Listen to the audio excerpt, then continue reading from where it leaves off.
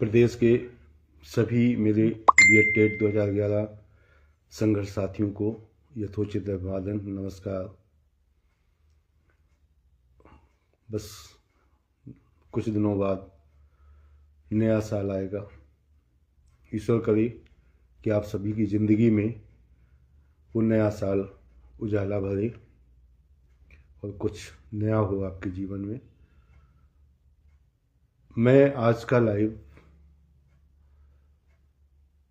उस शख्सियत के नाम से शुरू करना चाहता हूं जिन्होंने मेरा इस संघर्ष में, इस लड़ाई में भरपूर सहयोग किया। मैं दिल से धन्यवाद देना चाहता हूं सुप्रीम कोर्ट के माननीय अधिवक्ता अब्दुल्ला कलाम सर को, जिनकी वजह से हम इलाहाबाद हाई कोर्ट से लेके और आज सुप्रीम कोर्ट तक की कई बार लड़ाई लड़े हैं। और उन्होंने हमेशा हमें, जब हम भी हारे थके, निर्णय विपरीत आया, तो उन्होंने मनोबल बढ़ाया कि नहीं, आप अगर सच्चाई से लड़ रहे हो तो मैं आपका साथ दे रहा हूं और मैं आपके साथ खड़ा रहूंगा। कोई भी संभावनाएं होंगी तो मैं पीछे नहीं हटूंगा। इलाहाबाद हाई कोर्ट में लगभग 34 से 35 डेट पड़ी। मुझे मैं सीनियर वहाँ के टॉप मोस्ट सीनियर हायर किए हुए था। आदरणीय खरे सर है, आदरणीय ओझा सर है, और सीमान सर को भी मैं ले गया था कोर्ट में। और कोशिश थी कि इस क्वालिटी से समझौता ना हो, लेकिन सीनियर का ये होता है कि वो कोर्ट में डेट में वो पहुंच पाए। उनके पास केस बहुत होते हैं, तो पहुंच पाए ना पहुंच पाए, तो मेरा एक अधिवक्ता जो केस की पूरी जानकारी रखता है, नॉलेज रखता है, वो कोर्ट में अवश्य होना चाहिए। तो मैं हर बार उनका टिकट कराता था वहाँ से और उनको बुलवाता था, और वो आते थे हर डेट में, चाहे कोई भी डेट पड़ी हो, वो हर डेट में वहाँ मौजूद रहते थे और सुप्रीम कोर्ट का काम छोड़ देते थे। उनकी वहाँ की कोई डेट भी होती थी तो अन्य को सौंप कर वो इलाहाबाद जरूर आते थे। तो निश्चित तौर पे वहाँ पे बहुत बड़ा ये कोई, जैसे अधिवक्ता के साथ में होता है, बहुत बड़ा कोई पैसे का इशू नहीं था, कोई इशू नहीं था। कभी होते थे तो हम कर देते थे, नहीं होते थे तो हम नहीं कर पाते थे तो हाथ जोड़ देते थे, ऐसा हो जाता था। ये नहीं कर पा रहे हैं तो वो ये नहीं है कि सिर्फ पैसे आते थे वो, और वहाँ से दिल्ली से भाग के इलाहाबाद आते थे, कोई डेट छूटती नहीं थी इसके लिए। और इसके बाद जब अभी माननीय सुप्रीम कोर्ट पहुँचे हम, जुर्माना लगने के बाद, तो पुनः एक जज माननीय महोदय हमारे याचिका से सहमत नहीं हुए और एक जज सहमत थे। वो सहमत होने वाले जज माननीय करोल सर थे, लेकिन वो उस समय वो बैठ गए बगल में, तो उन्होंने खारिज कर दी। बोले हर दिन यही केस आ रहे हैं, हर दिन वो केस खारिज हो गया। फिर भी हार नहीं मानी और फिर ये हुआ कि नहीं, हमारे पास वो कानूनी चीज़ें हैं, कानूनी बात है कि हम कोर्ट की प्रक्रिया में हिस्सा बन सकते हैं। फिर कोशिश की गई संगठन के साथियों को बिना किसी हिचकिचाहट के, जितने लोग वहाँ थे सुप्रीम कोर्ट में वर्तमान में, उनको कंटेम्प्ट में शामिल कराया गया और वो वर्तमान प्रक्रिया का हिस्सा बन गए। वैलिड रूप से वो वर्तमान प्रक्रिया का हिस्सा है। साथियों, पुनः आदरणीय कलाम सर का धन्यवाद देते हुए और उनकी दृढ़ इच्छा शक्ति जैसी मेरी थी और हमारे संगठन के अन्य अग्रणी सभी साथियों की थी कि नहीं, हम अंत तक लड़ेंगे, परिणाम जो भी हो। मेरे हिसाब से हम परिणाम की दहलीज पे हैं। मेरे हिसाब से अभी परिणाम कुछ आया नहीं है, सिर्फ आशा की दहलीज पे खड़े हैं, कि आशा के साथ उस दहलीज पे खड़े हैं कि शायद अब कुछ अच्छा हो जाए। उसका कारण सिर्फ इतना है कि कोई अपने दावे कर रहा है कि फलाने की वजह से है, ढिकाने की वजह से है। ऐसा ईश्वर करे किसी का भी भाग्य टकरा रहा हो, इसका कोई, मुझे किसी का विरोध नहीं करना है, लेकिन सबसे बड़ी बात यह है कि आप अपने अधिवक्ता की वजह से वहाँ पे हैं। आप अपने विद्वान अधिवक्ता की जो भी हैं, वो अधिवक्ता की वजह से हैं। तो मुख्य रूप से आप लोगों को ये देखना होगा कि जिस अधिवक्ता के द्वारा आप वहाँ कोर्ट गए हैं और जिस अधिवक्ता ने फाइल रिसीव कराई है, वो सेम है क्या है, या उनकी अनुमति से आपने कराई है। ये जो लोग उछल कूद ज़्यादा मचा रहे हैं, थोड़ा सा इन बातों पर मेरी गौर करिएगा कि हमें हमारे जो अधिवक्ता थे उनके द्वारा ही हमने जिनके द्वारा कंटेम्प्ट डाला गया था उन्हीं के द्वारा अपनी फाइल रिसीव कराई है। और नंबर 2 बात कि बहुत से लोगों ने जो साथ दिया हमारा हाई कोर्ट में लड़ते रहे वो भ्रमित हो गए। ये भ्रम फैला उनमें कि हम 2017 से पहले भी लड़ रहे थे और हमें तो मैंने फिर बताया लाइव आके कि ऐसा बिल्कुल भी नहीं है। मैं 2017 का फाइनल आदेश आने के बाद हम लोग जमीन पे सड़क पे मांग करते रहे और लड़ते रहे, लाठियां खाते रहे, 4-5 बार लाठियां खाई हमने और हमारे साथियों ने। और इसके बाद कमेटी बनाई गई कि इनको कुछ दिया जाए, लेकिन वो सरकार में सुना नहीं गया। आदरणीय योगी आदित्यनाथ जी मुख्यमंत्री जी के साथ में 2 बार की मीटिंग में मैं रहा और 1 बार की मीटिंग में तो उन्होंने कहा कि कोई कोर्ट का कोई आदेश अगर नया होता है तो मैं आपको करता हूँ।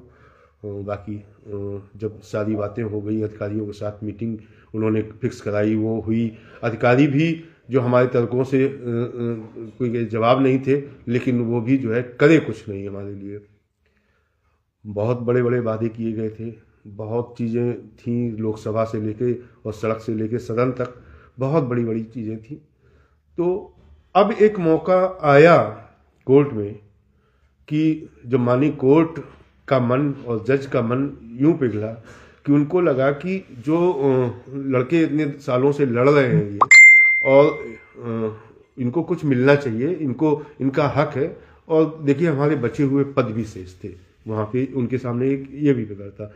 और वो देखिए जज साहब को हम जज जब आते हैं और कुछ उनको करना होता है तो फाइल पढ़ के आते हैं, आप ये समझ लीजिए। तो ये कोई होशियारी करे कि वो उनका बन रहा था, उन्होंने वो समझा दिया कि कट ऑफ पे इतने लोग सिलेक्ट हो गए, इतने लोग। तो देखिए कुछ छिपा नहीं है किसी से। जो लिस्ट बनी थी और जिसका दावा किया जा रहा था वो लिस्ट झूठी थी, फरेबी थी। उस लिस्ट में बहुत से नाम होने चाहिए थे, हजारों नाम होने चाहिए, वो नाम नहीं है उस लिस्ट में। इसका मतलब वो लिस्ट सही नहीं है, लेकिन वो दावा किया जा सकता है उसमें कि बनाई तो सरकार ने ही थी लिस्ट। तो वो सारी बातें उन्होंने एक किनारे दरकिनारे कर दी। उन्होंने कहा कि ये गरीब लोग हैं। हमारे जब अधिवक्ताओं को जवाब दिया तो उन्होंने कहा कि ये गरीब लोग हैं, ये आप लोगों को पैसे नहीं देते क्या? तो आप कटाप या इसकी बात क्यों कर सकते हैं? और मैं तो जो 0 से उठाऊंगा और जो 82-83 नंबर वाला नीचे मुझे दिख रहा है उससे उठाऊंगा, मैं 0 से उठाऊंगा। तो ये जज साहब के शब्द थे। तो उस समय एकदम से मन में ये लगा कि वास्तव में ये जैसे ईश्वर बैठ गए हों और ईश्वर ही फैसला कर रहे हों, और वो उन्हीं की बातें ऐसी लगी कि वही ऐसी बात कर सकते हैं कि इतनी बड़ी पीड़ा समझ रहे हैं। तो वहाँ पे वो किन्हीं भी वकील को, विद्वान को, आप सुन लीजिए, सारी लाइव में डाली हैं लोगों ने, वो बोलने का मौका जज नहीं दे रहे हैं किसी को। बातें कितनी भी बड़ी मारो कि वो फलाने, मेरे भी जो अधिवक्ता हैं आदरणीय राघवन सर बहुत मोस्ट सीनियर बैरिस्टर हैं, तो वो भी जो है कोर्ट में ही थे। पहले दूसरे दिन वही बोले हैं ठीक से, और तब मैंने भी पोस्ट डाल दी थी कि भाई, लेकिन सच्चाई और फैक्ट ये है कि वर्तमान में उस समय जब कोर्ट में कार्रवाई चल रही थी तो हमारे जो हम लोगों का मुकदमा जो है एक तरीके से जज साहब स्वयं लड़ने लगे थे। फैक्ट ये है, सच्चाई ये है। अब इसके बाद बात आती है कि आगे की प्रक्रिया में जो है उन्होंने डेट बढ़ाई, उसमें लोग बढ़े। तो मैं एक बात आपको और स्पष्ट रूप से बता दूं, ये रोज रोज फोन करके आप पूछते हैं तो मैं गुप्त रूप से कुछ अलग नहीं बता पाऊंगा, ना मेरा कभी ये काम रहा है ना कभी काम रहेगा। वो ये बात है असलियत रूप में कि जो कोर्ट उनका ये जानना चाहते थे कि क्या ये वही लोग हैं जो 2017 से पहले से भी लड़ रहे थे कोर्ट में, इनको कुछ नहीं मिला और वर्तमान में भी कोर्ट में। तो उन्होंने कहा 2 कॉलम भरवाए के लिए कहा कि वर्तमान में कोर्ट में हैं वो लोग, वो कॉलम भी भरे जो 2017 से पहले थे। ये कहीं नहीं कहा कि वो 2017 से पहले थे वो आ जाएं कोर्ट में। वो तो 70-80 हज़ार की संख्या थी, और वो जो है उनका मानना ये था कि जो कोर्ट में कंटेम्प्ट में है वर्तमान में वो आ जाए। खैर वो भ्रम फैले। लोगों ने ऑनलाइन भी आवेदन भेजना शुरू कर दिए जो 2017 से पहले थे, लेकिन वो असली जो वजह थी वो ये थी कि वो जानना चाहते थे कि जो कंटेम्प्ट में है वर्तमान में वो पहले भी, इसका मतलब ये बिल्कुल नहीं है, ये आशय बिल्कुल नहीं है कि जो कंटेम्प्ट में वर्तमान में है पहले नहीं रहे हैं उन पर उनकी दया दृष्टि नहीं होगी। ऐसा बिल्कुल भी नहीं है। ऐसा जो बन रहे हैं ना, जज बन रहे हैं ना, जो वकील बन रहे हैं ना, इनको मैं इस लाइव के माध्यम से बताना चाहता हूं कि ऐसा उन्होंने कहीं नहीं कहा कि वर्तमान कंटेम्प्ट में है, पिछले में नहीं हुए तो हम उनको बाहर कर देंगे और उनको अंदर ले लेंगे जो कंटेम्प्ट में है भी नहीं। तो वो समझने के फेर हैं, समझने की बात है। जो आदरणीय जज ने कहा वो हमने आपको बताया। उनका ये मत था कि वो देखना चाहते थे कि इतने दिनों से लड़ रहे हैं, वो कॉलम उन्होंने भरवा लिया। रही बात इसकी कि बहुत से लोग जो सिर्फ धन का दुरुपयोग, अब एक सवाल ये आता है, बहुत बढ़िया सवाल मैं आज करने जा रहा हूँ। मैं आज फुर्सत में हूँ, मैं आज आपको बहुत सी चीज़ें जो सोशल मीडिया पर तैरती रहती हैं वो बताता हूँ। याची जो हैं वो आज इस बात का बहुत ज़बरदस्त विरोध कर रहे हैं कि अब याची मत बनिए, अब नहीं बनिए, अब बनिए। देखिए, इससे कुछ नहीं होता जाता है। मानी कोर्ट ने कह दिया, जो बातें कह दी वो सबके संज्ञान में है, और आप जितना प्रचार करोगे मत बनिए, उतना लोग जो नहीं गए हैं कोर्ट में उतना लोग जागेंगे, उतना लोग और भागेंगे। तो ये गलतफहमी दिमाग से हटा दो कि किसी को गाली लिखने से, किसी को अभद्र भाषा लिखने से और आपके रोकने से कोई रुक जाएगा तो आपको मूर्ख कहेगा कि ये होशियार बन रहा है बहुत ज्यादा और ये पहुंच गया है कोर्ट में, हमें नहीं पहुंचने देना चाहिए। ये कोई माई का लाल उत्तर प्रदेश में न रोक पाया है, न रोक पाया। ये आपके संस्कार हैं, ये आपके पारिवारिक संस्कार हैं कि खुद आप याची हो सुप्रीम कोर्ट में। मैं फैक्ट में बोलता हूं, गलत नहीं बोलता हूं, कि जो आप सुप्रीम कोर्ट में याची हो, अगर आपको लाभ मिल रहा है तो सिर्फ आपका स्वार्थ बोल रहा है अंदर का कि अब ये क्यों आ रहे हैं, अब ये छूट गए थे हाई कोर्ट में, अब ये क्यों आ रहे हैं, ये क्यों। मेरे भाई, अगर उनको कोर्ट सुनना चाहेगा तो आप रोक पाओगे, अगर नहीं सुनना चाहेगा, कोर्ट अपने उसी ऑर्डर पे रहा कि 2016 जो 16 तारीख तक के ऑर्डर पे रहा और उसी मौखिक आदेश भी याद रहता है उनको, ऐसा नहीं जज साहब कर, तो फिर आप जज क्यों बन रहे हो? वो प्रक्रिया जज साहब को करने दो। कोर्ट लेता है नहीं लेता है किसी को, वो उनको करने दो। क्योंकि देखो, जो लास्ट संख्या हो गई थी लगभग 28-30 हजार हो गई थी, क्योंकि उन्होंने भी भेज दिया परफॉर्मा, जो कोर्ट में नहीं है कंटेम्प्ट में वर्तमान में, उन्होंने भेज दिया, उन्होंने ज्यादा संख्या में उनके पहुंच गए तो वो संख्या ज्यादा बढ़ गई। ये माननीय कोर्ट को डिसीजन करना है कि उन्होंने कोर्ट में जो थे कंटेम्प्ट में उनसे कहा था, तो अब वो क्या फैसला कर दें आगे के लिए। और अन्य लोग जो अभी लगभग मेरे हिसाब से, मेरे अनुमान के हिसाब से हर जिलों में मीटिंगें हो रही हैं, हर जिलों में अनाप शनाप पैसा लिया जा रहा है लोगों से, तो मेरा उनसे निवेदन है कि ये अनाप शनाप पैसा क्यों ले रहे हो भाई?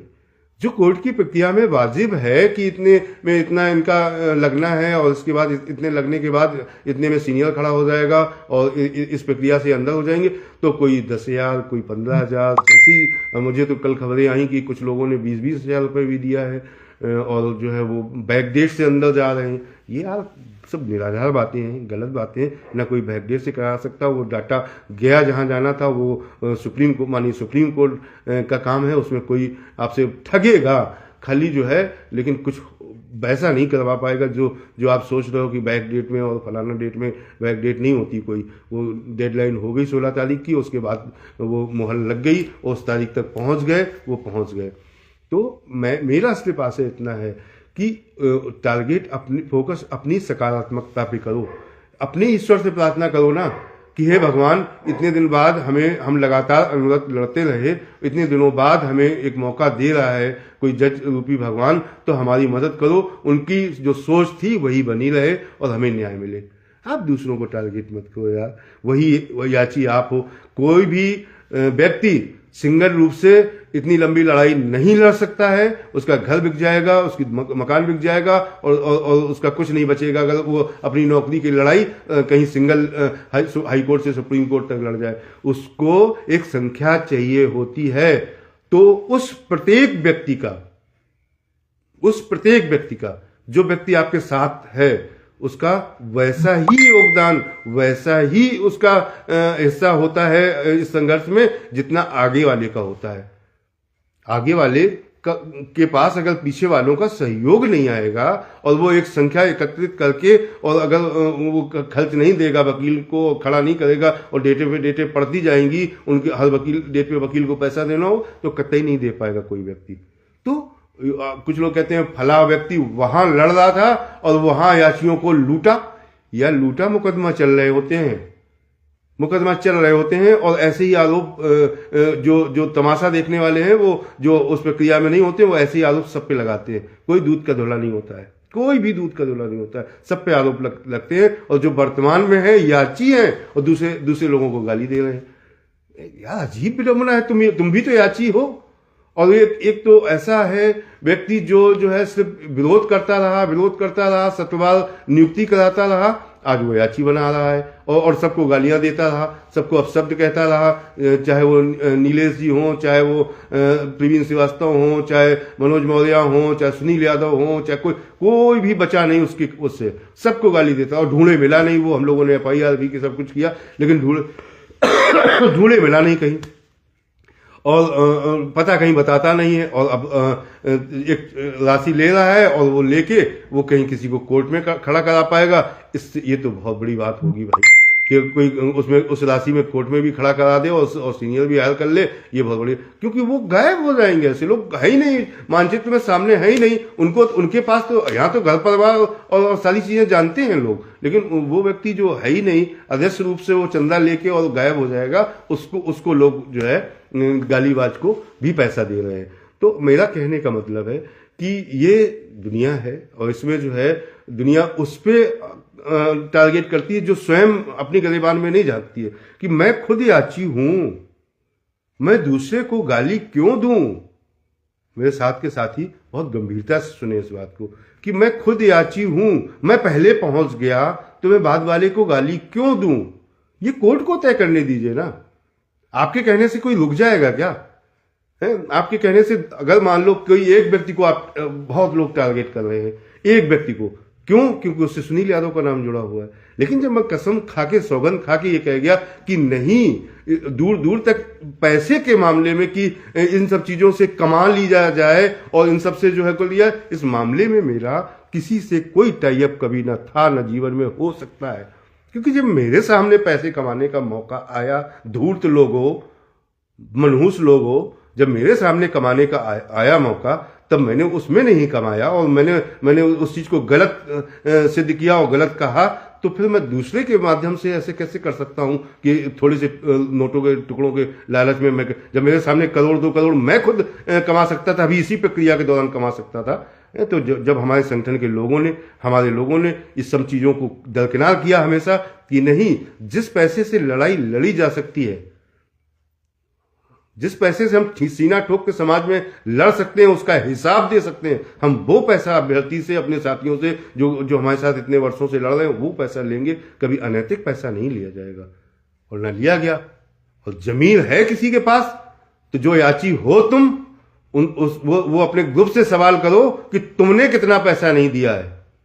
दूसरों पे गाली देते हो, दूसरों पे सुनील यादव पे टारगेट कर देते हो, सीधे सीधे सुनील यादव जो है ये गेम खेल रहे हैं, सुनील यादव वो, हमारा जो गेम वेम कुछ नहीं होता, हमारा जो होता है सामने होता है और उन चीजों का हमारे पास सारा कुछ लेखा जोखा होता है। ये संगठन है, रजिस्टर्ड संगठन है, कोई अलग अलग नत्थू गहरे नहीं है कि जो तुम इस तरीके से जो है ब्लेम लगा देते हो और बहुत बड़े अपने आप को समझते हो कि हम किसी को अपशब्द लिख देंगे तो इससे हमारी बहुत ख्याति हो जाएगी। और सिर्फ मुझे तो कुछ लोग गाली देते हैं और पोस्ट करते हैं तो उनका सिर्फ ये होता है कि इनकी मैं फला को गाली दूंगा तो 10 लोग पढ़ेंगे तो मैं चर्चा में आऊंगा। सिर्फ चर्चा में आने के लिए, सिर्फ चर्चा में आने के लिए तुम संस्कार प्रदर्शित करते हो अपने। बाकी तो मैं कहीं गलत हूं नहीं, वो तो सामने है, मेरे सामने लोग जानते हैं कि जो याचिका गई वो खारिज हुई, उस मद में जो पैसा लिया गया, इसके बाद पोस्ट डाली गई कि आपका पैसा बचा हुआ है संगठन के पास, आप में से जो अब आगे की प्रक्रिया में कोर्ट में नहीं रहना चाहते हैं वो अपना पैसा सुप्रीम कोर्ट में जब खारिज हुई और सुप्रीम कोर्ट में जिस मद में पैसा लिया गया तो वो पैसा आप वापस ले सकते हैं। मेरे एक भी साथी ने, पेट में दर्द दूसरों को क्यों हो रहा है, मेरे एक भी साथी ने पैसा वापस नहीं लिया, बोले नहीं पूरा भरोसा है भैया, आप आगे जहां ले जाओगे मैं ठीक करूंगी। मैंने जो बचा एक भी पैसा कंटेम्प्ट में उत्तर प्रदेश में जो लोग शामिल हैं मेरे साथ में, जो नाम गए हैं, अगर वो उसमें से कोई एक व्यक्ति अगर ये आके कहता है कि जो सुनील यादव की याचिका में शामिल हैं लोग, उन्होंने कंटेम्प्ट के नाम पे नया कोई पैसा सुनील यादव को उस समय दिया हो जब मैंने कंटेम्प्ट दाखिल किया था, एक भी सिंगल व्यक्ति से पैसा नहीं लिया था। यार कैसी बात करते हो तुम, है? चाहता तो कह देता 500 दे दो, 1000 दे दो, लेकिन उस समय एक भी पैसा नहीं लिया गया था। कब लिया गया 500 या जो भी लिया गया 550, तब जब जो है डेटें पड़ने लगी और ये हुआ कि आदरणीय वकील साहब को तो हमें हर डेट पे पैसा देना ही देना है, तो उसमें जो है आगे की प्रक्रिया के लिए फिर पैसा वो भी लिया गया। तो जो लोग 5-5 हजार ले रहे थे, जब भड़बड़ी मची थी कि अब तो कुछ होने वाला है, 3-3 हजार ले रहे थे और लिए गए हैं, मुझे हर ग्रुप का पता है, ऐसा नहीं है कि सबका काला चिट्ठा मुझे पता नहीं है, सबका पता है, लेकिन तब भी आपका भाई सीना तान के उतने ले रहा था जितने में हमारा काम चल जाए, क्योंकि ये इनकी गाड़ी कमाई ऐसे वक्त पे हम बिल्कुल नहीं इनको परेशान कर सकते कि यार कुछ अच्छा होने लगे तो इनको लूट लिया जाए। तो ये अगर सीना ठोक के बात करता हूं तो बात करने की ताकत अगर कहीं से आती है तो मैंने वो काम किए हैं, मेरे संगठन ने वो काम किए हैं, मेरे जिलाध्यक्ष लोगों ने और मेरे अग्रणी साथियों ने, सुधीर सिंह ने, राजीव अवस्थी ने, बहनों ने, सबका आशीर्वाद ऐसा रहा है कि कोई भी व्यक्ति ने कहीं लालच नहीं दिखाया है, किसी जिलाध्यक्ष को कोई तनख्वाह नहीं देता रहा, लेकिन बेचारों ने दिन रात मोटरसाइकिल दौड़ा के कुछ काम ऐसे कराए हैं कि जो मैं जानता हूं या वो जानते हैं। तो निस्वार्थ भाव से किया गया काम एक दिन सफल होता है, ये ईश्वरीय प्रेरणा लेकर ही हम आगे बढ़े हैं।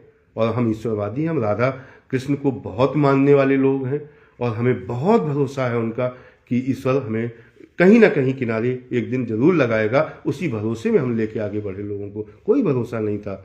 1% की लड़ाई थी, कभी किसी को झूठ बोला नहीं मैंने उत्तर प्रदेश में, एक भी व्यक्ति को झूठ बोल के नहीं लाया कि आओ घर से आ जाओ, किसी को फोन नहीं किया आज तक मैंने याची बनाने के लिए। आज तक उत्तर प्रदेश में कोई एक भाई का लाल नहीं कह सकता है कि याची बनाने के लिए मैंने फोन किया हो। उनको जरूर किया होगा, जो है दीनहीन है और नहीं पैसा दे सकते हैं और संकोच बच मुझे फोन नहीं कर रहे हैं, तो मैंने कहा नहीं, नाम भेजो अपना, मैं इसी में एडजस्ट करूंगा, लेकिन आपका नाम नहीं रुकना चाहिए। वो याद आ गया मुझे तो मैंने उनको फोन कर दिया होगा, लेकिन मैंने फोन किसी को नहीं किया। क्यों? क्योंकि स्वेच्छा है तो आ जाइए, मैं किसी को निमंत्रण देने नहीं गया, बुलाया नहीं, लेकिन मेरे साथी जीवट थे, उन्होंने कहा नहीं भैया जहां रहोगे हम रहेंगे। अब कुछ लोग छूट गए, उनका मुझे जीवन भर अफसोस है और रहेगा कि अब जो छूट गए वो चाहते थे कि किसी तरीके से आप उसमें नाम उस कंटेम्प्ट में आप डलवा दीजिए। तो जो कोर्ट की लड़ाई लड़ रहे हैं वो जानते होंगे कि जो नाम होते हैं ना उसमें 19 हो सकते हैं ना 20 हो सकते हैं। कोई ऐसी मानी कोर्ट, सुप्रीम कोर्ट का मामला है, उसमें पूरी लिस्ट जो है अंदर नाम पते से वही रहती है, उसमें कोई नाम सुनील यादव या कोई भी आदमी घुसेड़ नहीं सकता, बढ़ा नहीं सकता, घटा नहीं सकता है। ये बिल्कुल नहीं हो सकता था, तो मैं मजबूर था। अब वो लोग कहाँ जाएं, जो लोग जो है मेरे साथ थे, और वो बहनें कहाँ जाएं? किसी की ऐसी कंडीशन थी कि नहीं, तो अगर कोई रास्ता उनके लिए बना रहे हैं लोग, तो हम क्या उनको मना करें कि नहीं तुम जहर खा लो, तुम मर जाओ, लेकिन तुम याची ना बनो कहीं? ये हम कहें उनसे? अरे धूल तो यार, क्या तुम अगवाकारी कभी कोई कर सकता है? जो आगे की सीट पे होता है, जो ड्राइविंग सीट पे होता है, उसके ऊपर बड़ी जिम्मेदारी होती है लोगों की, है? वो ऐसे नहीं कह सकता जैसे आप लोग आम लोग कह सकते हो, विरोध कर सकते हो, वो ऐसे वो नहीं कह सकता जो आगे की सीट पे है, क्योंकि उसके पास वो फोन आ रहे होते हैं, वो चीजें हो रही होती हैं कि जिससे कल्पना से सिहर जाओगे। अगर 10 फोन भी ऐसे आ गए, मेरे पास तो सैकड़ों फोन आए, मैंने झेला उन चीजों को, उसी वजह से मेरी और तबीयत खराब हुई कि हे प्रभु मैं इनके लिए करूं क्या, कर सकने लायक बचा नहीं हूं, अब करूं क्या? क्योंकि कोर्ट का अचानक फैसला आ गया, ये न कोई नोटिस न किसी मामले का कुछ हुआ, उसमें मौका भी मिलता है, अचानक डाटा मांग दिया गया। हम लोगों से कह रहे थे कि भाई ठीक है, अगर कुछ अच्छा होता देखिए तो आप भी शामिल हो जाइएगा, जो बाद में रह गए थे लोग। तो वो अच्छा होने का मौका क्या, सीधा सीधा डाटा मंगा दिया गया। तो मेरी लड़ने वालों के प्रति जो बहुत वर्षों तक मेरे साथ लड़े, उनके साथ पूरी सिंपैथी कल भी थी और आगे भी रहेगी कि अगर ईश्वर हमारे साथ न्याय करने जा रहा है तो पीछे से उनके साथ भी न्याय कर दे, तो हमें क्या दिक्कत है। यही भावना रखोगे और यही अंतरात्मा से दूसरों के लिए चाहोगे तो तुम्हारा भी भला होगा, कल्याण होगा। नहीं तुम्हारा भी भला नहीं होगा, तुम्हारा भी कल्याण नहीं होगा। ये मेरी बात को आज नोट कर लेना। गंदी भावनाएं, गंदी विचारधारा, इसका मैंने कभी समर्थन नहीं किया, ना आगे करूंगा। मैं आज किसी का समर्थन करने नहीं आया हूं, मैं अपने उन लोगों की पीड़ा व्यक्त करने आया हूं जो मेरे साथ लड़ते रहे। छोटी संख्या नहीं थी, बहुत बड़ी संख्या में मेरे साथ दिया है लोगों ने। मैं उनको कुएं में झोंक दूं, कह दूं कि नहीं तुम कुएं में गिरो जाके, अब तो हम जितने हैं उतने। अरे मेरे लिए तो आदेश हो ही गया है, वो तो हम सुरक्षित हैं ही। अगर वो भी कहीं पीछे से सुरक्षित हो जाए जाके, ईश्वर करे, तो तुम्हें क्या दिक्कत है मेरे भाई। दूसरों की पीड़ा भी समझें यार, समझना सीखो। आप भी याची ही हो, वो भी याची बन जाए कहीं पे, उनका भी काम हो जाए कहीं पे, जो बेचारे छूटे छाटे हैं, तो उससे तुम्हें क्या दिक्कत है। शायद कल के भविष्य के किसी फैसले पे कोर्ट में लड़ सकें वो, अगर तो तुम्हें क्या दिक्कत है। क्योंकि 40,000 लोगों को रोक पा रहे हो तुम, सिर्फ 1,500 लोगों को जो साथ लेके जाएगा उसको टारगेट करोगे। और मैं ये भी बता दूं, सिर्फ जाति के आधार पर टारगेट करोगे, बाकी को तुम टारगेट नहीं कर पा रहे हो। जो 15-15 हजार 10-10 हजार लूट रहे हैं उनको टारगेट नहीं कर पा रहे हो, क्योंकि तुम्हारे मन बुद्धि में, दिमाग में गोबर भरा है जाति को लेके, कि अमुक जाति का व्यक्ति क्यों बना रहा है याची, अमुक जाति का व्यक्ति अगुआकार बन के क्यों लड़ रहा है। ये उनके, मैं थोड़े लोगों की बात कर रहा हूं, सबकी बात नहीं कर रहा हूं। जो थोड़े लोगों के दिमाग में गोबर भरा है, वो गोबर उनके भरा है, वो भरा रहेगा, उसको कोई नहीं निकाल पाएगा। आ गई बात समझ में।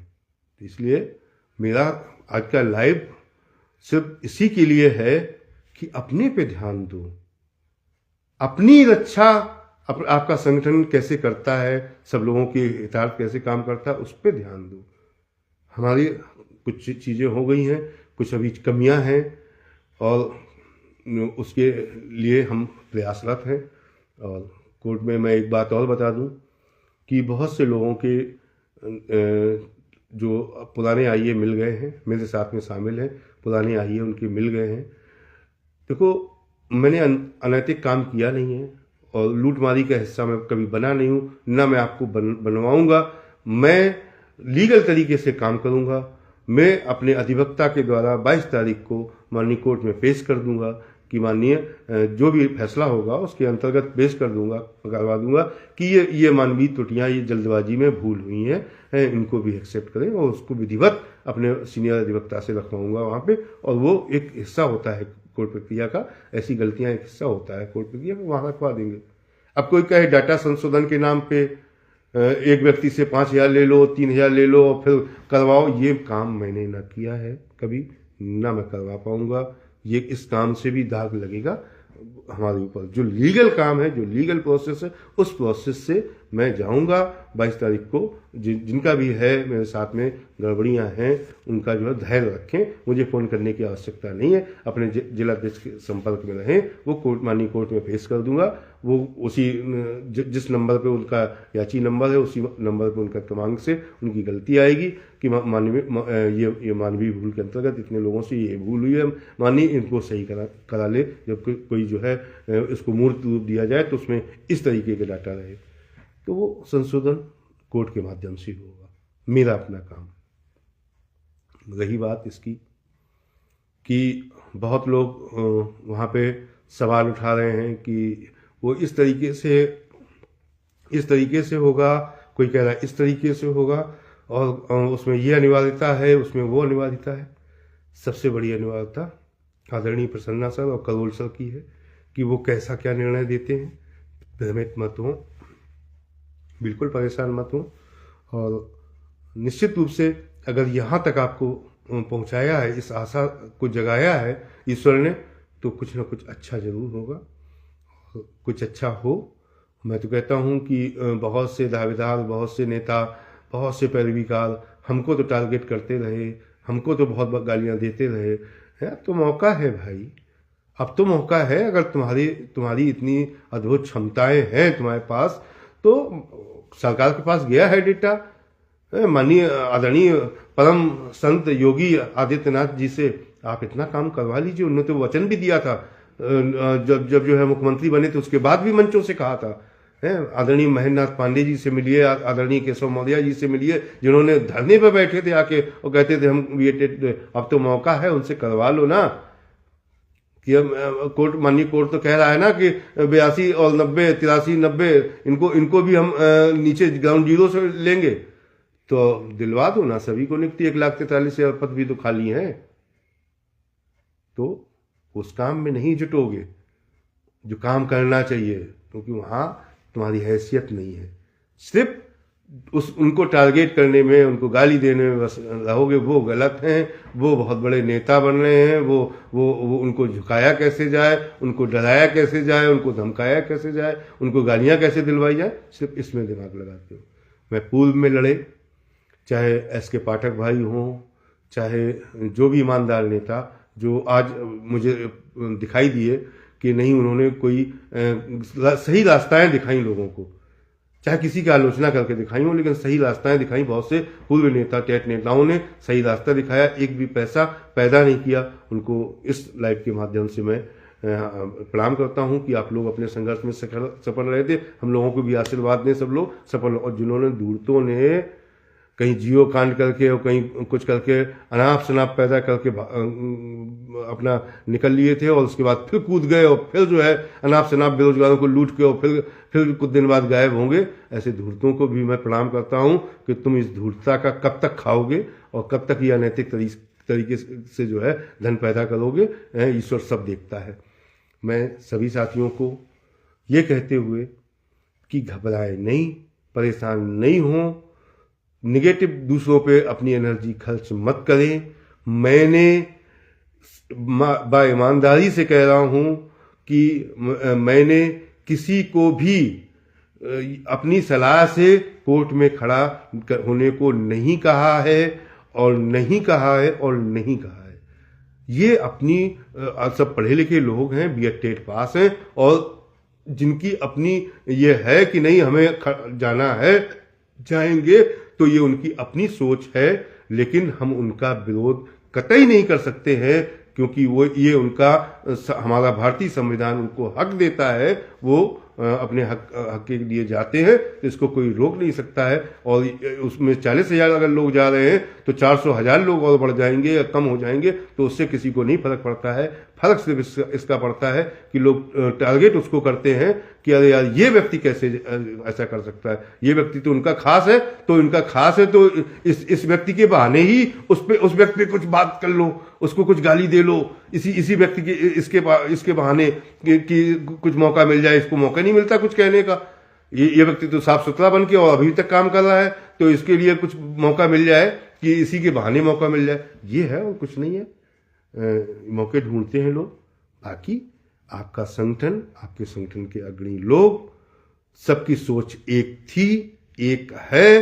कोई माइकल लाल इतने दिनों तक देश के सबसे बड़े संगठनों में से एक संगठन है हमारा, इतने दिनों तक नहीं चला सकता है संगठन को, कि जितने दिन से बिना लड़ाई बिना झगड़े के ये संगठन चला आ रहा है। क्योंकि यहाँ पे झगड़े जहां पे भी होते हैं, जिस भी संगठन में हुए हैं और जूतम लात हुई है, हो रही है, होती रही है, वहां पे सिर्फ पैसे का जो हेर फेर होता है और लूट खसोट होती है, वहां झगड़े होते हैं। जहाँ पे सब सीधा सच्चा हिसाब होता है और सीधे लोगों को जानकारी ये रहती है कि नहीं इतना लिया जा गया, इतना तो खर्च है ही, तो वहां पे कोई झगड़े नहीं होते हैं। मैं पुनः अपने साथियों का आभार व्यक्त करता हूं। मेरे 90 से 95% साथी ऐसे हैं जो कहीं गलत नहीं लिख रहे हैं या मेरे समझाने के बाद नहीं लिखेंगे, ये मुझे पूरी आशा है। कोई रायता फैलने दो, कुछ होता है होने दो, जो होना था वो हो चुका। इस पे अगर मेरी लाइन पे ध्यान दोगे तो बहुत बड़ी बात होगी, और फिर आप नेगेटिव ऊर्जा नहीं, नकारात्मकता नहीं फैलने दोगे, ना फैलाओगे, पॉजिटिव रहोगे। तो अपन को पॉजिटिव रहना है, अपन को ईश्वर से, अपने अल्लाह से, अपने धर्म के अनुसार प्रार्थना करना है कि नहीं भाई, हमें भगवान ने अगर यहाँ तक लाए हो तो हमें आगे नियुक्ति प्रदान करो। पुनः इस पोस्ट के माध्यम से सभी जिलाध्यक्षों को, सुधीर भाई को, राजीव अवस्थी भाई को, जिन्होंने दिन रात 6 दिन में हम लोग सो नहीं पाए थे, रात दिन इतना डाटा इतने लोगों का सबका मिलान करना, तैयार करना, और इसके बाद जो है फ़ोन उठाना। उस समय फ़ोन भी इतना आया रिकॉर्ड तो ये मामूली काम नहीं था, लेकिन सब संभव हुआ। राजू भाई जैसे व्यक्ति साथ में रहे हमेशा, और सभी बहनों का आशीर्वाद रहा। उसके कारण स्वास्थ्य बिगड़ा भी, और 3 दिन पहले की स्थिति में और आज की स्थिति में बहुत फ़र्क है। मैं बहुत जल्दी रिकवर करता हूँ, क्योंकि सब आप लोगों की दुआओं की वजह से है। मैं आज लगभग स्वस्थ हूँ, और सब कुछ इसी वजह से है कि मेरी अगाध भरोसा मेरे अपने इष्ट पर है, मेरे राधा रानी पे है, और आपकी दुआओं पर है।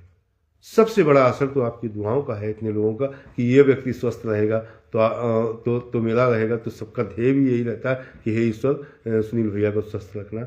और लोगों की इन दुआओं की असर की वजह से मुझ पर दवा का भी असर जल्दी होता है, और मैं जल्दी स्वस्थ हो जाता हूँ। बहुत सभी लोगों को पुनः कि भ्रमित ना हो, कोई क्या पोस्ट डाल रहा है उस पर ना जाएं। मैंने जो बातें बताई हैं आपको, उन पर गौर फरमाइएगा। जो आपके लिए, जो कोर्ट में थे, उनके लिए जज साहब ने पूछा था, और वो चीज़ें मैंने सारी क्लियर कर दी, सारी क्लियर हैं दूध की तरह। इसलिए किसी के बहकावे में ना आए, किसी के जो है भ्रमित करने पे ना आए। कोई जज नहीं है। जो जज साहब फैसला करें, ईश्वर उस दिन कदम चले तो आप सभी के लिए चले, उनके लिए भी चले जो है कहीं ना कहीं छूट गए थे, उनके लिए भी ईश्वर उनका भी उद्धार हो। इससे हमें कभी कोई आपत्ति नहीं है। और इन सब बातों के साथ, पुनः इस आशा के साथ कि नया साल आपको मंगल कामनाओं सहित, शुभकामनाओं सहित आएगा। सभी का नमस्कार, सभी को बहुत बहुत धन्यवाद, और पुनः कलाम सबका बहुत बहुत धन्यवाद।